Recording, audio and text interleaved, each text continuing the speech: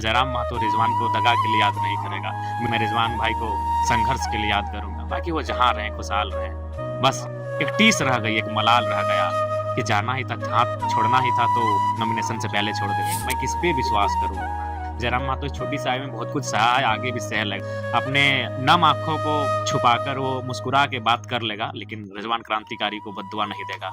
दो क्रांतिकारी, एक रिजवान और दूसरा जयराम, कहने वाले, साथ में डायलॉग मारने वाले दोस्त आपको दगा देके चले गए और ऐसे समय में दगा देके चले गए हैं जहाँ से जयराम अकेले आंसू भी रोएगा तो उसका दिल नहीं भर सकता। नहीं, आपने सही कहा। बगोदर सीट को मैंने उनको प्रेफर किया था, इसलिए चूंकि वो उन्होंने 1 साल तैयारी किया था बगोदर से। जब वो जेकेएमएम बनाए थे उस समय वो बगोदर से ही तैयारी कर रहे थे। फिर अचानक पता नहीं उनको कहाँ से ये आइडिया आया या फिर किन लोगों ने उनको हिंट किया कि वो कांडे चुनाव लड़ेंगे, हॉट सीट लड़ेंगे जहाँ मुख्यमंत्री की अर्धांगिनी हो, राज्य लेवल पे। उनका ख्वाहिश था। हाँ, उन्होंने ही मुझे कहा था। मैं कांडे के लिए कैसे सोच सकता हूँ? देखिए, इसका मुस्लिम में पकड़ नहीं था, महतो लोग ही, जयराम महतो जैसे लोग और कुर्मी समुदाय के लोग ही इनको बड़ा नेता बना दिया। ये सत्य है, सत्य से नकार नहीं सकते हैं।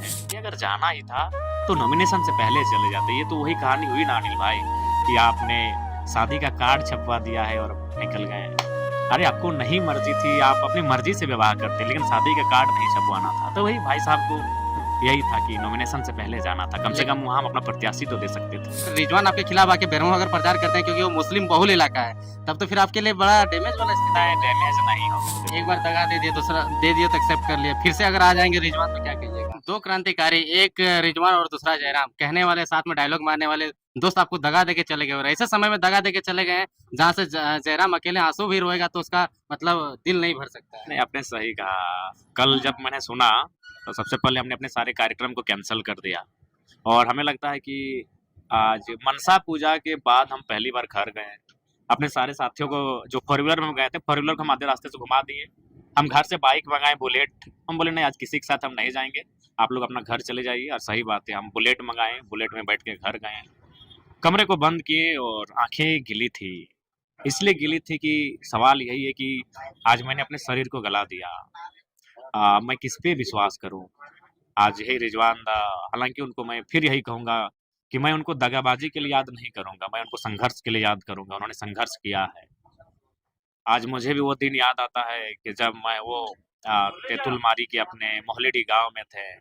पहली बार आज से 2.5 साल नहीं, लगभग पौने 3 साल पहले, उससे भी ज़्यादा 2-3 महीना कम कहिए कि 3 साल पहले मैंने उनको कॉल किया और उनको मैं अपने मामा घर लेके आया। क्योंकि उस समय हम लोग को मीडिया कवरेज नहीं करती थी। उस समय एक जितेंद्र ब्लॉग थे और रोहित ब्लॉग थे। उसके अलावा कोई ऐसा विषय राजकुमार मंडल जी थे कभी-कभी और राहुल मोदक जी थे। उसके अलावा बहुत कम ही ऐसे चैनल्स हैं जो हम लोग को दिखाते थे। तो मैंने मेरा पेज का चैनल वो ठीक-ठाक चलता था, अच्छा व्यूअर्स था। कोई भी हम स्टेटमेंट देते थे वो लगभग 1 लाख, 1.5 लाख, 2 लाख तक एक दिन में पहुँच जाता था। तो पहली बार उनको हम मामा घर बुलाए, हम मामा घर में रहते थे। मामा घर का नाम आमडी है। रिजवान भाई को खाटी पे बैठाएँ और उसका हम शीर्षक भी दिए थे कि खाटी में बैठकर खाटी मुसलमान को सुनिए 1932 के खतियान पे। वो मेरा पेज था, वो चैनल भी नहीं था। नहीं, उससे पहले तक रिजवान जी को किसी चैनल ने भी कवरेज नहीं किया था। मैंने खुद उनको अपने पेज पे लाए कि रिजवान भाई आप बोलिए। तो फिर उन्होंने बोले और वो वीडियोज़ हमको लगता है एट ए टाइम 80,000 व्यूअर्स ने देखा और समय आते-आते शायद लाखों पार हो गया था। तो मैंने उनको स्वयं निमंत्रण दिया था कि इस आंदोलन में आप मेरे साथ चलिए, वो चलें, बहुत अच्छा चलें। बीच में फिर वो अपना जेकेएमएम कुछ बनाए। हाँ, उसके बाद उन्होंने अपने समुदाय को गोलबंद किया और फिर वो हमारे साथ आए। बाकायदा हम ही उनको लेकर आए। तो उस समय भी तो कटे हुए नजर आ रहे थे जब जेकेएमएम बनाए, उस समय भी आपने मर्ज कर दिया। हाँ, वो उस समय भी, उसके बाद हमने उनको लाया और यही कहा कि लोकसभा के चुनाव में आप हमारे लिए मेहनत कीजिए, विधानसभा का चुनाव आप तो लड़ेंगे ही लड़ेंगे। और बाकायदा विधानसभा का चुनाव उन्होंने बगोदर सीट को मैंने उनको प्रेफ़र किया था, इसलिए चूँकि वो उन्होंने 1 साल तैयारी किया था बगोदर से। जब वो जेकेएमएम बनाए थे, उस समय वो बगोदर से ही तैयारी कर रहे थे। तो फिर हम बोले वो बेहतर सीट है, वहाँ समीकरण भी बहुत सुंदर फिट-वैट रहा है। तो मैं बोला फिर अचानक पता नहीं उनको कहाँ से ये आइडिया आया या फिर किन लोगों ने उनको हिंट किया कि वो कांडे चुनाव लड़ेंगे, हॉट सीट लड़ेंगे जहाँ मुख्यमंत्री की अर्धांगिनी हो, राज्य लेवल पे। उनका ख्वाहिश था।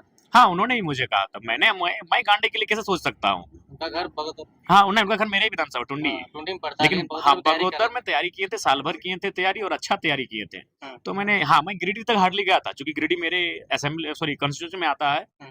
तो मैंने गिरिडीह लोकसभा में गिरिडीह विधानसभा उनको कहा था, क्योंकि वहाँ उनके समुदाय की आबादी भी 60,000 से ज़्यादा है, हमारे समुदाय भी कुछ ठीक-ठाक है रिटर्न में। हाँ। तो मैंने उनको गिरिडीह तक प्रेफ़र किया था कि आप तो बड़े नेता हैं, आप चयन कीजिए। और मैंने उनको गिरिडीह, बगोदर, गांडे मेरे दिमाग में नहीं था। तो फिर वो बोले नहीं हम गांडे से लड़ेंगे। तो फिर डिस्कस हुआ। तो हाँ, एक मजाक-मजाक में ये हुआ कि आप तो कुछ लोगों ने कहा कि अब तुम तोर से बड़ो नेता। चुनाव भर तो नेता रहो। कहले कैसे? ना तोय लड़ रहले मंत्री जी से, हम मुख्यमंत्री के अर्धांगिनी से। तो हम बोले ठीक है आप लड़िए। तो फिर वो वहाँ गए। उसके बाद जो भी था बस इतना ही कहेंगे, जहाँ भी रहो दोस्त खुशहाल रहना, सलामत रहना, अच्छे से रहना। और हाँ, यही अगर आपको जाना ही था तो नॉमिनेशन से पहले जाना था। मतलब मतलब वो पार्टी के लिए डैमेज कर दिया। हाँ, बिल्कुल उनको नहीं बुरा कहेंगे, मेहनत किए हैं। इतना जयराम महतो इस छोटी सी आयु में बहुत कुछ सहा है, आगे भी सह लेगा। अपने अपने नम आँखों को छुपाकर वो मुस्कुरा के बात कर लेगा, लेकिन रिजवान क्रांतिकारी को बद्दुआ नहीं देगा। लोग कहते हैं कि इसका मुस्लिम में पकड़ नहीं था, महतो लोग ही, जयराम महतो जैसे लोग और कुर्मी समुदाय के लोग ही इनको बड़ा नेता बना दिया है। बाकी ये उनका सत्य है, ये भी सच्चाई है, इसमें आप नकार नहीं सकते हैं। चूँकि आज उनको जो भी उनके व्यूअर्स भी हैं, वो मैक्सिमम जो है हमारे समुदाय से ही हैं। उन्होंने जिन मंचों पे संबोधन किया है, वो हमारे समुदाय की भीड़ थी। ये सत्य है, सत्य से नकार नहीं सकते हैं। लेकिन अंततः यही कहेंगे, अगर जाना ही था, तो नॉमिनेशन से पहले चले जाते। ये तो वही कहानी हुई ना अनिल भाई, कि आपने शादी का कार्ड छपवा दिया है और निकल गए। अरे आपको नहीं मर्जी थी, आप अपनी मर्जी से विवाह करते, लेकिन शादी का कार्ड नहीं छपवाना था। तो वही भाई साहब को यही था कि नॉमिनेशन से पहले जाना था। कम से कम वहाँ हम अपना प्रत्याशी तो दे सकते थे। सही बात है, लेकिन कहीं न कहीं आपके लिए भी वो जेल गया जिस दिन लोकसभा का आपका नॉमिनेशन था, उनको उठा करके ले आदर, गया। इसीलिए मैंने कहा कि मैं उनको दगा के लिए याद नहीं करूँगा, मैं रिजवान जी को संघर्ष के लिए याद करूँगा। हालाँकि मेरे समर्थक, उनके समुदाय के ही कुछ लोग उन्हें दगा के लिए याद कर सकते हैं, लेकिन जयराम महतो रिजवान को दगा के लिए याद नहीं करेगा। मीडिया मुझे 1000 बार अगर सवाल करेगी तो मैं 1000 बार यही कहूँगा कि मैं रिजवान भाई को संघर्ष के लिए याद करूँगा। बाकी वो जहाँ रहें, खुशहाल रहें। बस यही एक मने एक टीस रह गई, एक मलाल रह गया कि जाना ही था, हाथ छोड़ना ही था तो नॉमिनेशन से पहले छोड़ देते। एक बार दगा दे दिया, दूसरा दे दिया तो एक्सेप्ट कर लिया, फिर से अगर आ जाएँगे रिजवान तो क्या कहिएगा? देखिए, अब सोचा जाएगा। हम लोग बहुत भावुक इंसान हैं, बहुत कोमल हृदय के इंसान हैं और कभी अगर हम लोग इतने जालसाजी नहीं है। हम लोग हमें वो एक ऐसा केंद्र अध्यक्ष हैं जो आप पूछिए, हमारा मोबाइल का पासवर्ड हमारा एक पंचायत का सदस्य को मालूम है कि हमारे केंद्र अध्यक्ष जी के मोबाइल का पासवर्ड क्या है।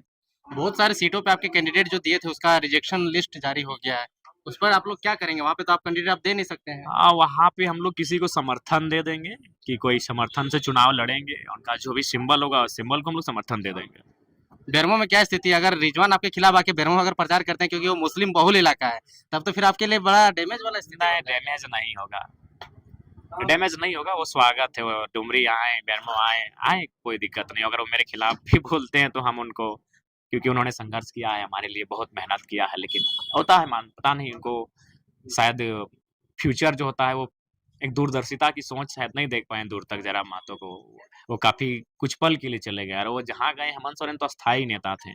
आज अगर उनको ज़रूरत थी तो जयराम महतो की ज़रूरत थी। हेमंत सोरेन अस्थायी नेता हैं, 3 बार के मुख्यमंत्री हैं। उनके जाने, रिजवान जी के हेमंत के पास जाने या ना जाने से कोई फ़र्क नहीं पड़ेगा। लेकिन अगर जयराम महतो के साथ रहते तो बहुत फ़र्क पड़ता। लेकिन एक ख़ैर वो दूरदर्शिता की कमी दिखी उनमें और वो चले गए। जहाँ भी जाएँ खुशहाल रहें, सलामत रहें।